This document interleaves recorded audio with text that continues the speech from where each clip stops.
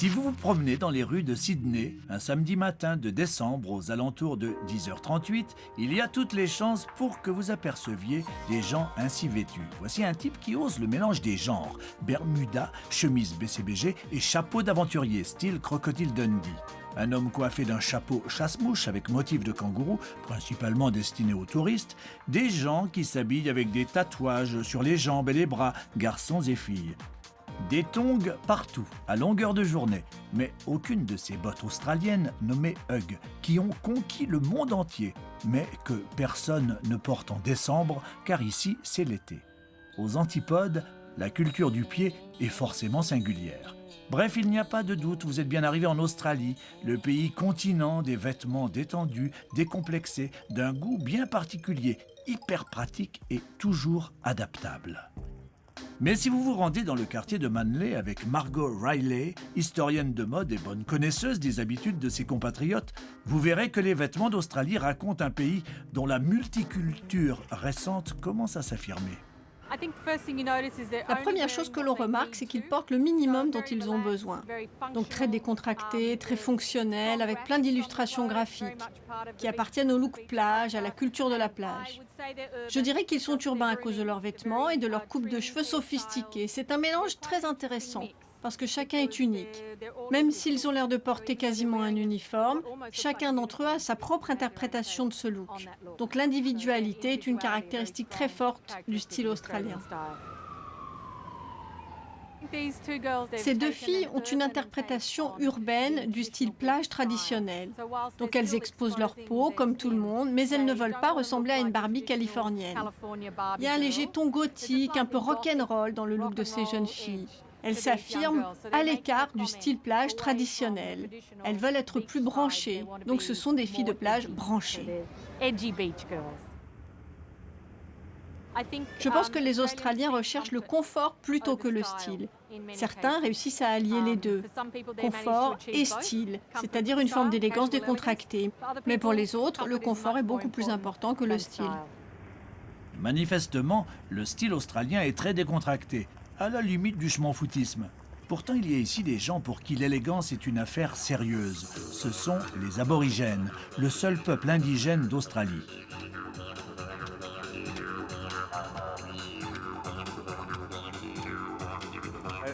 Quand nous faisons le corroboré, qui est une sorte de danse ou de performance, nous nous peignons ce genre de lignes sur le corps. Cela permet de faire ressortir l'esprit positif. Donc quand je danse, j'ai tous mes ancêtres derrière moi. Vous ne me voyez pas seulement moi, vous voyez tout ce qui est à l'intérieur de moi. Ces gestes et ces peintures corporelles résistent bien au temps. Ils seraient apparus il y a 40 000 ans. Traditionnellement, nous ne portons rien. Il n'y a pas de pudeur dans la culture aborigène. Nous sommes tous égaux, nous sommes tous pareils. On pouvait marcher dans le bush, nus comme des vers. Mais quand les colons sont arrivés en Australie, ils nous ont obligés à porter des vêtements en ville, d'où le pagne. Et pour se tenir chaud, nous utilisions alors des peaux de kangourou ou de wombat que nous nous procurions dans la nature. À moins d'être destinées à divertir les touristes en mal de frissons ethniques, ces tenues légères ne se portent guère en ville. Les aborigènes, longtemps considérés comme des sous-hommes, représentent 2% de la population australienne. Vivent aujourd'hui surtout dans leur territoire au centre et au nord du continent, à 4000 km de Sydney. Ceux qui habitent à Sydney sont pour la plupart intégrés, comme le montrent leurs vêtements, nettement plus couvrants. Wayne et Viva travaillent tous les deux dans le cinéma. Il est aborigène, elle non. Ils incarnent une nouvelle mixité rendue possible avec la fin officielle des discriminations dans les années 70. Je n'ai qu'un jean, c'est tout ce que je possède. Un jean et des bottines appelées les Blundstones que j'ai depuis 2 ou 3 ans. Mais ça, c'est parce que je suis comme ça. Comme je suis aborigène, j'ai l'habitude d'aller à des événements organisés par des associations indigènes, des conférences sur la santé, des événements artistiques. Ou alors je travaille pour des troupes de théâtre indigènes et je garde leurs t-shirts.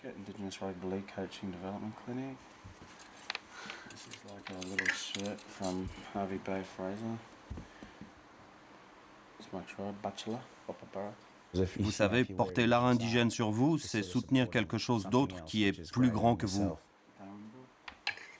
Et ça, ce sont des t-shirts des spectacles sur lesquels j'ai travaillé.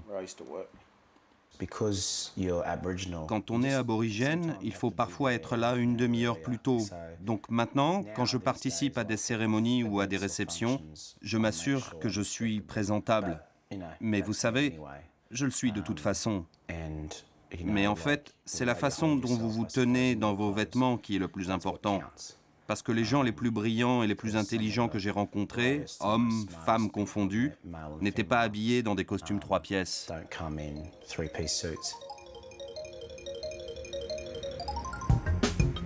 Il faut dire que le costume 3 pièces en Australie n'est pas monnaie courante, même dans le quartier d'affaires de Sydney, appelé la City, comme à Londres. La veste et la cravate ont vraisemblablement fondu sous le soleil austral. Seuls sont restés le pantalon sombre à fines rayures classique et la chemise claire. En réalité, ces banquiers, cadres ou avocats portent leurs vestes de costume à l'intérieur des bureaux qui sont climatisés. Et dès qu'ils mettent le pied dehors, ils apparaissent beaucoup plus décontractés. Et dans ce pays où les hommes d'affaires ont des allures de garçons de café, les garçons de café, avec leurs tatouages, ont plutôt l'air de repris de justice. Les tatouages, peu discrets et très répandus, habillent tout un chacun et ne tiennent pas chaud. Toutes sortes de motifs et de couleurs recouvrent toutes sortes de parties du corps. Le dos, l'épaule, le creux du bras et même le poignet des jeunes filles en fleurs. Sans parler de tous ceux que la bienséance ne nous permet pas de montrer ici. Il se peut que cette mode s'inspire de l'approche Polynésie, ou que, dans l'inconscient australien, le tatouage rappelle que ce pays a été fondé par les bagnards, des hommes et des femmes issus de tous les milieux, déportés d'Angleterre et d'Irlande à la fin du XVIIIe siècle.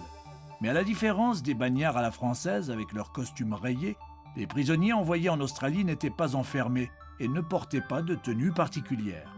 Leurs travaux forcés consistaient à ériger les villes d'un nouveau monde, où, vêtus de leurs habits de ville, ils ne se distinguaient pas forcément des pionniers libres. Une fois leur peine purgée, les bagnards étaient affranchis. Quand Charles Darwin a visité l'Australie, il était très perturbé parce qu'il n'arrivait pas à distinguer qui était un bagnard et qui n'en était pas un. Parce qu'une fois qu'ils avaient purgé leur peine, une fois qu'ils étaient libérés, ils étaient libres de gagner de l'argent et de changer de position sociale. Quand les premiers colons sont arrivés en Australie, à la fin du XVIIIe siècle, c'était un endroit où ils pouvaient se réinventer. C'était facile de gagner de l'argent et de changer de statut social. Et une bonne façon de le faire était de s'acheter des vêtements, l'accoutrement des classes supérieures. Donc par exemple, quand des visiteurs anglais venaient en Australie, ils étaient très déstabilisés parce qu'ils ne pouvaient pas reconnaître la plèbe comme ils pouvaient le faire en Angleterre, où tous suivaient les règles de la société et portaient uniquement les vêtements qui convenaient à leur classe d'origine. Héritage de l'époque coloniale anglaise, le port de l'uniforme est aussi supposé masquer les différences sociales. Très rapidement, l'Australie est passée du statut de bagne géant à celui de colonie britannique. Et comme dans la mère patrie de l'époque, tous les écoliers ici, du privé et du public, continuent de porter des uniformes. Dans un certain sens, l'ex-colonie est devenue plus royaliste que le roi. King's School incarne cette tendance ultra. Fondée par décret royal en 1831, cette école a pour mission de fabriquer des dirigeants. Et comme dans les bonnes écoles anglaises, ce lycée privé possède une organisation quasi militaire. Les uniformes s'en inspirent, comme on le voit sur les galons des pantalons et les insignes de veste.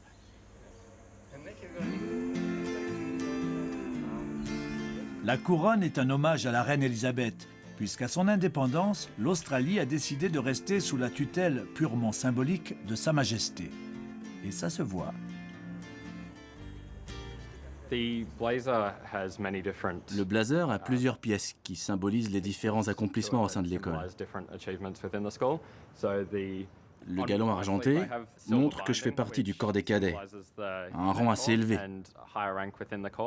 Et cette cordelette blanche ici symbolise la fanfare. Je pense que c'est génial d'avoir un uniforme. Ça renforce le sentiment d'appartenir à l'école que l'on fréquente.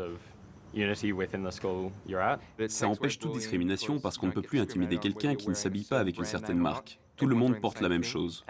Et ça aide aussi à construire la réputation de l'école à l'extérieur, parce que quand les gens vous voient faire quelque chose de bien ou de mal, ça affecte indirectement l'image de l'école. Ceci est une robe de diplômé de l'université britannique. Les robes de diplômés sont un peu plus longues que celles des non-diplômés. J'aurais tendance à porter celle-ci aux réunions de l'école ou en d'autres occasions de ce genre. Quand il s'agit d'une occasion vraiment formelle, je porte une robe doctorale, rouge avec une capuche et une coiffe qui date du XVe siècle. Non, bien évidemment, je ne porte pas ces vêtements quand je rentre chez moi. Même mon chien ne me reconnaîtrait pas. Et dès que je rentre à la maison, je me débarrasse de tout ça très vite. Je mets un vieux short, un t-shirt et je deviens un Australien typique accro à la plage. Le cricket aussi est un vestige de cet héritage britannique. Les Australiens sont les meilleurs du monde. Et tout comme à Londres, ils sont habillés en blanc immaculé, avec des jolies jambières. Mais attention au sacrilège, on voit en Australie apparaître de pures hérésies, comme par exemple des shorts au lieu des pantalons longs réglementaires, ou des chapeaux théoriquement proscrits par les règles de sa très gracieuse majesté. C'est ça, la transgression à l'australienne. À une centaine de kilomètres de Sydney, loin du cricket, loin des plages et des écoles britanniques, il y a une autre Australie, celle de l'Outback, l'arrière-pays. Un vaste territoire de la taille de l'Europe. Un pays quasi désertique où vous rencontrerez essentiellement des vaches, des moutons, si vous avez de la chance, des kangourous, et Paul, le fermier.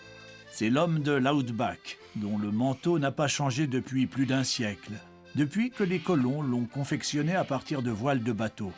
Un manteau qu'on appelle dry as a bone, ce qui veut dire sec comme un os. C'est un dry as a bone, inventé en Australie, un des pays les plus secs au monde. Mais ici, le temps change si rapidement que vous ne savez jamais ce qui peut arriver. Comme vous pouvez voir, c'est long. C'est en tissu huilé, et ça vous garde vraiment au sec. Pendant les tempêtes, l'eau coule le long des bras, sur le devant et dans le dos, et vous n'êtes pas mouillé. Ça, c'est les sangles, spécialement pensées pour monter à cheval. On peut les défaire et porter le manteau sans, mais quand il pleut, on attache le manteau par ses sangles et il couvre les jambes, donc on n'est jamais mouillé. Et le derrière est fendu pour qu'on puisse faire du cheval sans être serré. Et quand vous ne faites pas de cheval, vous pouvez le boutonner. À la différence de son cousin, le cow-boy américain, le fermier australien ne porte des jeans que depuis la Deuxième Guerre mondiale. C'est à cette époque que les États-Unis ont commencé à exercer leur influence vestimentaire sur le reste du monde, y compris sur ce bout d'Angleterre perdu aux antipodes. Pour le chapeau, par contre, les Australiens n'ont pas attendu les conseils de l'oncle Sam. Si vous ne portez pas de chapeau, vous aurez des coups de soleil, et ça provoque le cancer. Celui-ci est à bord large, ce qui est mieux que les bords étroits. Ça empêche le soleil de brûler votre cou, et évidemment, ça protège de la pluie. Située non loin du trou d'ozone de l'Antarctique, l'Australie est dans le monde le pays le plus exposé au cancer de la peau. On estime qu'un Australien sur 2 aura ce cancer dans sa vie, d'où l'intérêt de mettre un chapeau. Ceux-là se nomment Akubra. Ils font partie de la panoplie obligatoire du fermier australien, celui que vous rencontrerez dans ces pubs perdus au beau milieu de l'Outback. Ils sont rares. Un tous les 300 km, mais vous êtes sûr d'y rencontrer l'Australie mythique, celle des fermiers élevés à la dure et nourris à la bière. Dans les villes comme Sydney, on trouve de plus en plus de ces chapeaux d'origine agricole qui ont peu à peu pénétré l'univers urbain. Et le spécialiste, c'est lui, Roberto, roi de l'Akubra. L'Akubra, c'est le chapeau australien par excellence. Il est fabriqué par une compagnie familiale depuis à peu près 120 ans et c'est sûrement le meilleur chapeau du pays. Il est fait de feutre, de fourrure de lapin et on a besoin d'environ 8 à 12 lapins pour faire un chapeau. C'est l'accessoire australien par excellence. Il existe environ 70 modèles dans 62 couleurs. Il y a toutes sortes de rubans de chapeau. Donc vous avez par exemple des queues de kangourou, de crocodiles, des rubans en cuir tressé à la main. Vous pouvez reconnaître un Akubra à des kilomètres. Enfin, moi j'y arrive parce qu'ils sont très stylés. Ils se patinent avec l'âge, ils deviennent tout mous. Et il peut même y avoir un grand trou là devant. Plus ils vieillissent, plus ils ont du caractère. Un caractère qui se paye au prix fort. Le moins cher est à 120 €. Voilà ton nouveau chapeau, le Flash Bobby. Essaye-le.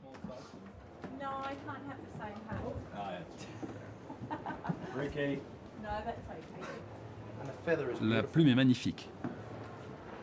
C'est génial. Beaucoup mieux que celui que tu avais avant. Vraiment? Les gens me reconnaissent grâce à mon chapeau. Si je ne le porte pas et que je sors par exemple pour aller au pub, pour boire quelques bières, je peux rester totalement incognito dans un coin et personne ne me reconnaîtra. Et quand je leur dis bonjour, ils me répondent « Merde, cow-boy, où est ton chapeau ?» C'est beau comme la rencontre fortuite d'un chapeau de paysan et d'un Chippendale des villes. Et ce qu'il y a de bien avec l'Australien des villes, c'est qu'il est très prévisible. À 11h38, il va à la plage. À 14h, il va à la plage. Et même son réveillon de Noël, il le passe à la plage. Le style de base, c'est donc le style plage, bien aéré. En gros, un short et pas grand-chose autour. La plage est un endroit très égalitaire. C'est gratuit, tout le monde peut aller à la plage. Donc c'est un endroit auquel les Australiens se sont identifiés. C'est aussi l'endroit des premiers succès sportifs de l'Australie, des vedettes de la natation et de nos premières étoiles olympiques connues dans le monde entier. C'est devenu une partie de notre identité nationale. L'Australien bronzé, sain, en bonne santé et très sportif. Le vrai modèle, c'est le surfeur, qui ne sort jamais sans sa planche et dont la passion est partagée par l'ensemble de la population.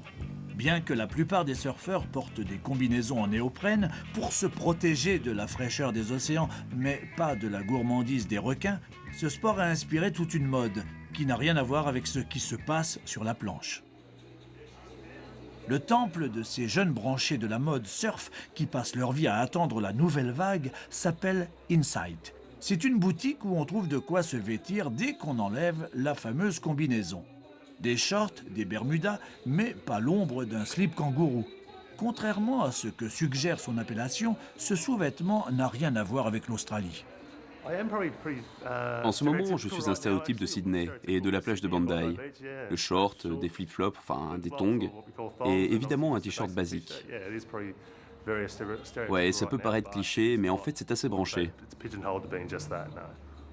On a décliné cette couleur dans de nombreux styles. C'est très tendance. Le coton a toujours eu la cote. Et pour la longueur, c'est celle que je porte qui marche le mieux. Bah ouais, je m'habille qu'en maillot de corps et une espèce de short, tu vois. Si je vais à la plage, j'enfile un maillot en vitesse et me voilà parti. Donc c'est ça que je porte en été. Par contre, si je sors la nuit, j'enfile une chemise sur mon maillot de corps et je mets un pantalon. J'ai pas un seul costard. Que des maillots, des shorts et des jeans, c'est ça ma garde-robe. Si vous allez à la plage pour la journée, vous verrez que beaucoup de gens ne se prennent pas la tête à remettre leurs tongs ou leurs chaussures quand ils traversent la rue ou qu'ils prennent leur bagnole pour aller chercher quelque chose à manger. Ils marchent pieds nus, c'est juste plus rapide et facile. Au pays de Mad Max, les icônes vestimentaires sont plutôt masculines. Comme par exemple le maître nageur, sauveteur, héros des plages et des séries télé avec son chapeau inspiré de celui de l'armée australienne qui laisse deviner sous le t-shirt un esprit sain et un corps sain. Comme ses compatriotes, l'ouvrier australien est pragmatique. Il porte un bermuda parce qu'il fait chaud, mais sa grande fierté, ce sont ses bottines. Comme quoi, la fierté australienne se niche dans des endroits inattendus. Il porte des Blundstone, les bottes de travail australiennes par excellence, qui s'adaptent très bien au travail manuel. Ce sont des chaussures de protection. J'aime le fait que les siennes soient toutes tachées de peinture. Donc tout de suite, vous reconnaissez sa profession. C'est comme un signe de distinction. Ces bottines, légères et solides, ont été inventées à l'époque de la ruée vers l'or du 19e siècle. Elles incarnent l'Australie d'en bas et ses racines ouvrières et sont devenues un symbole national, un signe de reconnaissance dans le monde entier. Voici la caricature que les Australiens font d'eux-mêmes. Aussi gentleman, l'Australien moyen porte un à-coups-bras sur la tête et des Blundstones aux pieds. Aussi Sheila, l'Australienne de base n'est pas très distinguée, chemise à carreaux, tatouages et pantoufles, des caricatures de banlieusards qui partagent leur temps entre shopping et barbecue.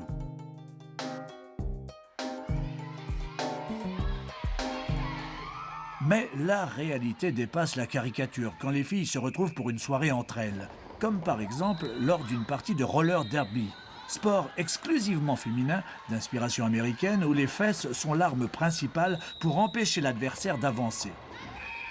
Pour l'occasion, elles n'hésitent pas à revêtir des barésilles, des tutus, des kilts et autres mini-jupes. Un mauvais goût assumé qui permet enfin de sortir des sempiternels standards masculins de la société australienne. C'est un super sport pour les femmes. Il y a des femmes de tout milieu, de toute taille, de tout âge. Tout le monde peut jouer. Dans la vie réelle, je viens de terminer mes études de médecine nucléaire. Normalement, je ne sortirais pas dans la rue en barésie avec un short aussi court. Mais quand je joue au roller derby, c'est comme si je devenais quelqu'un d'autre. Je mets mes barésilles et mon short très court et je suis prête à patiner. Le derby est une bonne excuse pour sortir de la norme et s'habiller comme on veut. Vous pouvez être aussi flamboyante que vous voulez et vous pouvez être celle que vous voulez. Je suis un agent immobilier. Je vends et je loue des maisons et je fais des évaluations de marché. On s'habille avec des bas déchirés et personne ne se soucie de savoir si on voit ou non notre culotte. On s'amuse, c'est tout. Chacun s'habille n'importe comment. C'est un bon exutoire après un travail de bureau ennuyeux. Je pense que les femmes australiennes sont très fortes.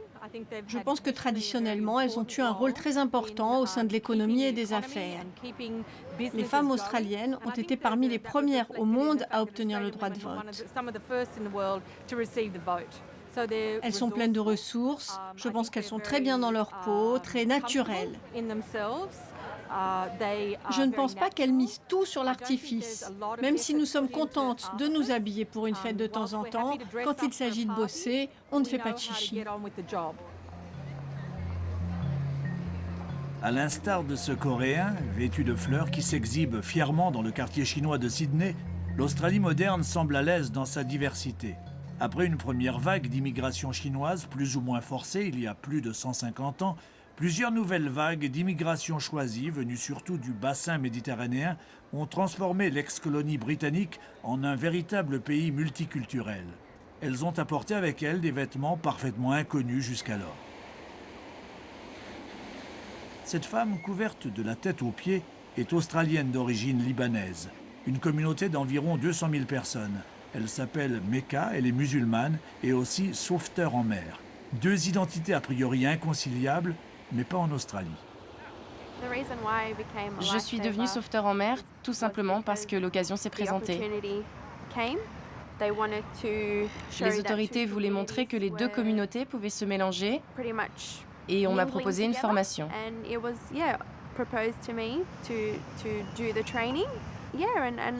j'ai pensé que ce serait une super occasion de faire partie de cette culture plage parce que toute ma vie tourne autour de la plage.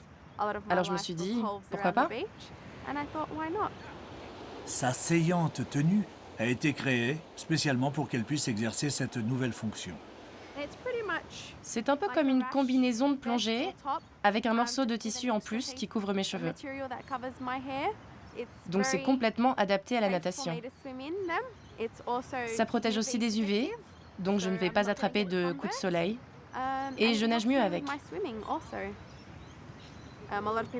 Beaucoup de gens pensent que je ne suis pas instruite, que je ne parle pas anglais ou que je ne suis pas née ici. En fait, c'est le contraire, je suis tout ça à la fois. Donc je prends sur moi pour essayer de changer les mentalités. La plage fait partie intégrante de ma vie et je pense que j'ai ma place dans la culture plage. Je pense que quelque chose que vous aimez unit les gens indépendamment de vos origines ou de la langue que vous parlez.